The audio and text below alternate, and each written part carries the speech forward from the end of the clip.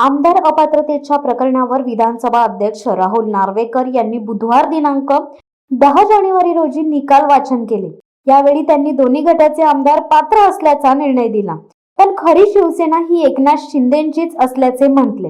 निवडणूक आयोगाचा निकालाला दुजोरा देत विधानसभा अध्यक्ष राहुल नार्वेकर यांनी हा निकाल दिला। तसेच सुप्रीम कोर्टाने भरत गोगावले यांचा अवैध ठरलेला व्हीप हा विधानसभा अध्यक्षांनी वैध ठरवला आहे। याच पार्श्वभूमीवर लोकशाहीचा घात करणाऱ्या विधानसभा अध्यक्षाचा निषेध करण्यात आला।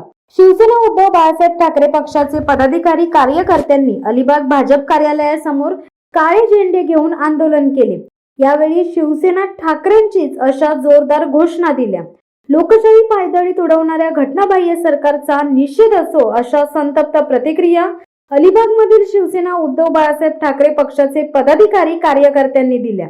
यावेळी जिल्हा प्रमुख सुरेंद्रदादा म्हात्रे, तालुका प्रमुख शंकर गुरव, अलिबाग शहर प्रमुख संदीप पालकर, थळ विभाग प्रमुख रुपेश जामकर, चौल विभाग प्रमुख मारुती भगत, अजित पाटील, कमलेश खरवले, अलिबाग शहर संघटिका राखी खरवले, अलिबाग उपतालुका संघटिका सौ शीतल पेडणेकर, युवासेना युवती उपशहर अधिकारी दीपश्री भोई आदी शिवसैनिक उपस्थित होते।